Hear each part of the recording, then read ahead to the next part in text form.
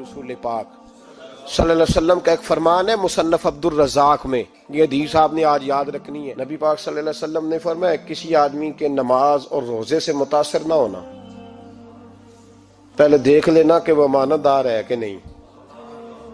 کسی کے نماز روزے سے متاثر نہیں ہونا، پہلے دیکھ لینا کہ دیانت دار ہے کہ دیکھنا لوگوں کی جیبوں پہ کتنی نظریں ڈالتا ہے۔ فرمایا بہت سارے نماز روزے والے دھوکے بازی کرتے ہیں، دیانتی نہ کریں، اپنے عہدے کا پاس رکھیں، اپنے منصب کا خیال رکھیں۔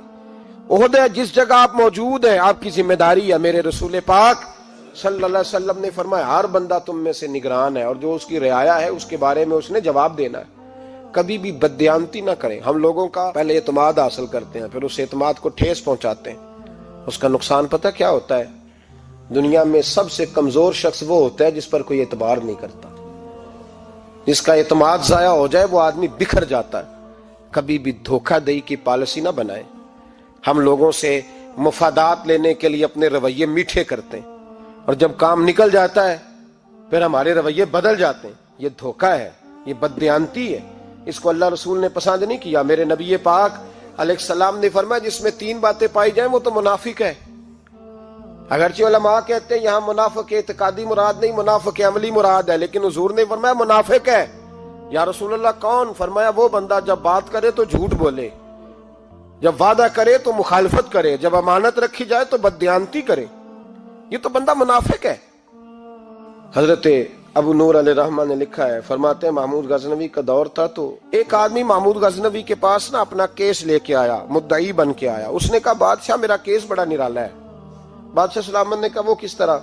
کہنے لگا یہ میرے پاس ایک تھیلی ہے، میں نہ سفر پہ جانے لگا تو یہ تھیلی پوری ہیروں کی بھری ہوئی تھی۔ فلاں علاقے کے جو قاضی صاحب ہے نا، میں جاتی دفعہ میں کہیں سفر پہ جا رہا تھا تو میں ان کے پاس چھوڑ گیا کہ رستہ لمبا ہے، کہیں کوئی مجھ سے چھین نہ لے، ہیروں کی بھری ہوئی تھی۔ کچھ دنوں کے بعد میں واپس آیا ہوں، قاضی صاحب نے مجھے تھیلی واپس کی ہے تو اس میں ہیروں کی بجائے کھوٹے سکے نکلے۔ اب میں نے قاضی صاحب سے کہا ہے تو قاضی صاحب تو میرے گریبان تک آتے ہیں، وہ کہتے ہیں بتا کہیں سے پھٹی ہے، کھلی ہے؟ وہ جس طرح ٹانکے لگا کے تو نے سی تھی اسی طرح لگے ہوئے ہیں کہ نہیں؟ تو حضور لگے بھی بالکل اسی طرح ہے، نہ پھٹی ہے نہ کھلی ہے۔ اب میں لٹ گیا ہوں، میری کل عمر کی کمائی ضائع ہو گئی، کھوٹے سکے کہاں اور ہیرے کہاں؟ تو مہربانی کریں، اور آپ کی بارگاہ میں اللہ رسول کے نام پر حلف دیتا ہوں کہ میں ہوں بالکل سچا۔ محمود غزنوی کہنے لگے تو جا، تھیلی چھوڑ جا، اور جب میں تجھے بلاؤں گا پھر دوبارہ آنا۔ شخص چلا گیا۔ محمود غزنوی اٹھے، دربار برخاست کیا، لوگوں سے کہنے لگے چلے جاؤ میں 3 دن کے لیے سیر کرنے جا رہا ہوں، 3 دن کے بعد لوٹوں گا۔ اکیلے جب رہ گئے نا محمود دربار میں تو محبوب نے چھری منگائی۔ وہ جس تخت پہ بیٹھتے تھے وہاں گدا بچھا ہوا تھا، یہ گدا پڑا ہے نا، وہ گدا بچھا ہوا تھا۔ محمود نے چھری کے ساتھ اس کو پھاڑ ڈالا اور چھری جیب میں رکھی نکل گئے۔ کہنے لگے میرے بعد کوئی میرے دربار والے احاطے میں داخل نہ ہو۔ محمود چلے گئے۔ اب وہ صفائی کرنے والا جب آیا نا، اس نے آ کے دیکھا تو گدا تو پھٹا ہوا ہے۔ اس نے شور ڈال دیا، پہرے دار بھی آ گئے، فلاں صاحب بھی آ گئے، فلاں صاحب۔ اس نے کہا او خدا کے بندو، اس کا گدا پھٹ گیا ہے، وہ تو مار ڈالے گا۔ اس نے کہا تھا سوائے صفائی اور نگرانی والے کے دوسرا آئے کوئی نہ، اور یہاں آیا بھی کوئی نہیں، پہلے دن ہی پھٹا ہوا ہے تو لٹکا دے گا سب کو، کیا کریں؟ شور ہو گیا، سارے دربار کے ملازمین اکٹھے ہو گئے۔ ایک بندہ بولا، کہنے لگا فکر نہ کرو، میں کیسے بندے کو جانتا ہوں، اس طرح سیے گا کہ جس نے پھاڑا ہوگا اسے بھی پتہ نہیں چلے گا کہاں سے پھٹا تھا، ایسا بہترین رفو کرے گا کہ پتہ بھی۔ اس نے کہا یار ہم سارے 1 مہینے کی تنخواہ دیتے ہیں، تو بندہ بلا۔ وہ بلا لیا اس کو، اس کا نام محمد رفو گر تھا۔ وہ آیا، اس کو گدا دکھایا، اس کا یار اس طرح سینہ پتہ نہ چلے۔ اس نے کہا فکر ہی نہ کرو، میں بڑا کاریگر ہوں۔ بڑے بڑے کاریگر لوگ نہیں ہمارے ملک میں پائے جاتے، کوئی نشان چھوڑتے ہیں پیچھے؟ بڑے کاریگر کا پیسے ہونے چاہیے، بڑے بڑے کاریگر بندے۔ آپ یقین کریں ایسا ایسا فلسفہ، یہ عمرہ عبادت ہے نا، سرکار دو عالم صلی اللہ علیہ وسلم کی بارگاہ کی حاضری بڑی نعمت ہے نا۔ تو سعودی گورنمنٹ نے پابندی لگا دی، خیر ان کی بھی زیادتی ہے، اس طرح کی پابندیاں شریعت اسلامیہ میں جائز نہیں۔ اللہ کے گھر مسلمان جب چاہے جا سکتا ہے، لیکن وہ کہتے ہیں جی 2000 ریال دے جس نے 2 سال بعد بھی آنا ہے۔ انہوں نے پابندی لگائی تو ہمارے ایجنٹوں نے بھی کئی خاص ٹریننگ حاصل کی ہوئی ہے، پتہ نہیں کہاں سے سیکھ کے آئے، انہوں نے بھی رستہ نکال لیا۔ ایک صاحب سے میں نے کہا کہ جناب وہ 2000 ریال لگ گیا تو کیا کرنا ہے؟ کہنے کوئی مسئلہ نہیں، پاسپورٹ نواں بنوا لو، گنجائش ہے، یعنی ہر شے کا حل ہے۔ تو میں نے کہا یار اب عمرہ کرنے جاتے وقت بھی بندہ دھوکہ دے کے جائے، اللہ کے گھر جاتے وقت بھی اس طرح کی حرکت کرے، کیا حال ہو گیا؟ ہر چیز کا لوگوں نے حل نکال لیا، ہر چیز کا لوگوں نے سٹائل بنا لی۔ ایسا نہ کریں، یہ درست نہیں۔ احمد رفوگر کہنے لگا اس طرح سیوں گا کہ پھاڑنے والے کو بھی پتہ نہیں، ان کا پیسے لے یار تو سی دے۔ اس نے سی دی، اگلے شام ہی لا کے بچھا دیا گدا۔ تیسرے دن بادشاہ سلامت آئے، آ کے پہلی نظر گدے پہ ڈالی، اس نے بلایا سب ملازمین کو، کہا کس نے سیا ہے؟ کہا جناب کیا ہوا؟ کہا یہ پھٹا ہوا تھا۔ کس نے؟ کہا نہیں پھٹا ہی نہیں۔ وہ کہنے لگے بنو بات، میں خود پھاڑ کے گیا تھا، تو بتاؤ صحیح سیا کس نے ہے؟ کہا جناب آپ پھاڑ کے گئے تھے تو بتایا کیوں نہیں؟ فرمانے لگے اسی لیے تو بتایا نہیں تھا کہ تم خود تحقیق کر لو، بلاؤ بتاؤ سیا کس نے۔ تو بلا لیا، احمد رفوگر آ گیا، اس کو جب بلا کے سامنے بادشاہ کھڑا کیا، کہا بھئی تو نے سیا ہے؟ کہنے لگا حضور آپ کے سارے ملازم کٹھے ہو کے آئے تھے، میری غلطی کوئی نہیں۔ کہا نہیں یار تو بڑا کاریگر ہے، میں نے اپنے ہاتھ سے پھاڑا تھا پر مجھے بھی نہیں پتا چل رہا کہاں سے پھٹا تھا۔ اچھا یہ بتا یہ تھیلی جو ہے یہ بھی تو نے سی تھی؟ اس نے کہا جی آپ کے خادم کا ہی کارنامہ ہے، وہ فلانے علاقے کے قاضی صاحب آئے تھے، اس میں سے ہیرے نکال کے تو کھوٹے سکے بھرے تھے، تو مجھے بھی تھوڑا سا حصہ ملا تھا۔ محمود نے سارے گواہ بھی اکٹھے کر لیے، ثبوت بھی اکٹھے کر لیے۔ پھر قاضی کو بلایا، پہلے سارے ثبوت اور گواہ کیس حل کر لیا۔ پھر ہمارے ہاں یہ حال ہوتا ہے کہ مدعی 2-3 ہفتے کے بعد خود ہی ہاتھ باندھ جاتا ہے، کہنا تسی میری جان چھڈو، مجرم پھڑو پاوے نہ پڑھو۔ وہ کہتا ہے مجھے معافی دو، میں رہا۔ ظلم ہے نا، ظلم، یہ زیادتی ہے کہ جو بیچارہ اتنے سوال مجرم سے نہیں ہوتے جتنے مدعی سے ہوتے ہیں۔ اب یقین کریں اتنے سوالات ہوتے، بیچارہ ہف جاتا ہے۔ یہ طریقہ درست تو نہیں، ایک لٹ گیا اور دوسرا طرح طرح کے سوالوں کے جواب دیتا پھرے بیچارہ۔ سارے ثبوت اکٹھے کر کے قاضی صاحب کو بلایا، تنہائی میں لے جا کے محمود غزنوی نے کہا قاضی صاحب آپ سے غلطی ہو گئی، غریب آدمی تھا، وہ لٹ گیا ہے، اس نے تو بڑی مشکل سے کچھ ہیرے جمع کیے تھے اور اس کی کل کائنات تھی، تو آپ اس کا مال اسے دے دیں، بات ختم۔ قاضی صاحب کہنے لگے آپ مجھ پہ الزام لگا رہے ہیں، سوال ہی نہیں پیدا ہوتا۔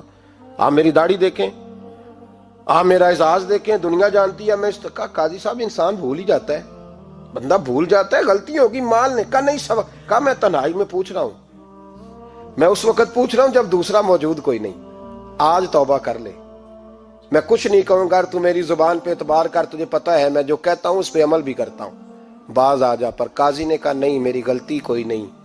محمود نے پھر بڑے دربار میں بلا لیا، مجمع عام میں۔ مہلت کے دنوں میں جو توبہ کر لے وہ بچ جاتے ہیں، لیکن لوگ رسوائیوں کے دنوں میں پھر واپس لوٹتے ہیں اگلا گھر دیکھ کے، پھر حالات اور طرح کے ہو چکے ہوتے ہیں۔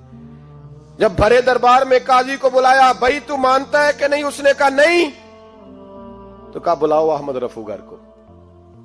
جب احمد رفوگر آیا تو بوڑھے قاضی کی ٹانگیں کانپنے لگی، جملے ٹوٹنے لگے، لفظ زمین پر گرنے لگے، بات صحیح نہیں ہوتی، زبان لڑکھڑانے لگی۔ محمود کہنے لگے قاضی میں نے تجھے کہا تھا وہاں مان جا بات، اب بڑے دربار میں بول۔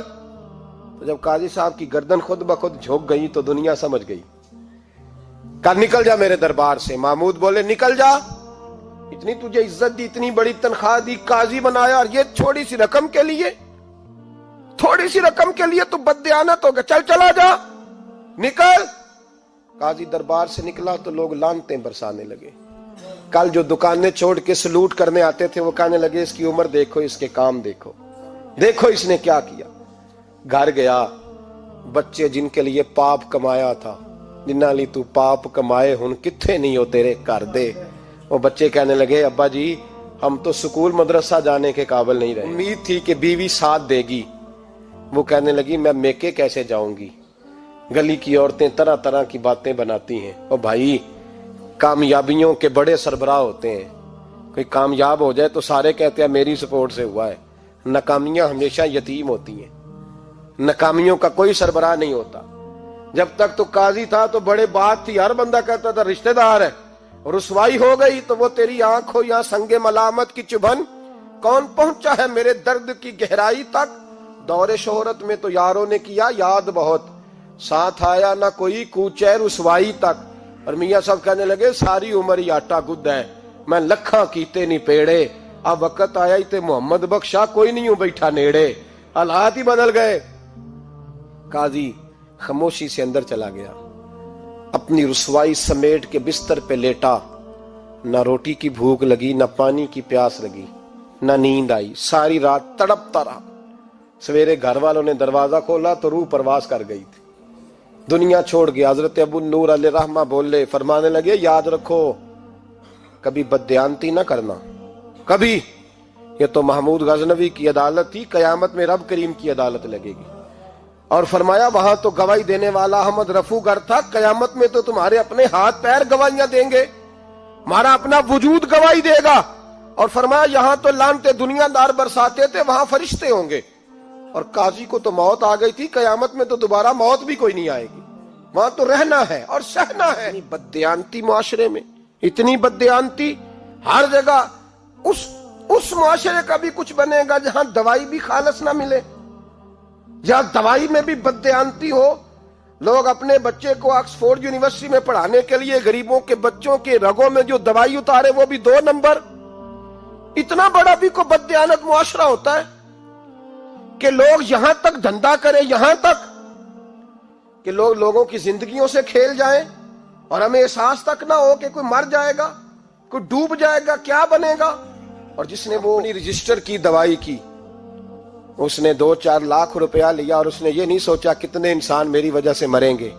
قتل صرف یہ تو نہیں ہوتا گولی مار کے مار دینا، لوگوں کی زندگیوں سے لوگ کھیل جاتے ہیں، لوگ تباہی کر جاتے ہیں، لیکن بددیانتی سے باز نہیں آتے۔ میرے رسول پاک علیہ السلام کے غلاموں، نبی پاک صلی اللہ علیہ وسلم نے ذرا سی بددیانتی، اور صحابہ کا یہ مزاج تھا، اتنی سی بھی کبھی ان سے غلطی ہوتی تو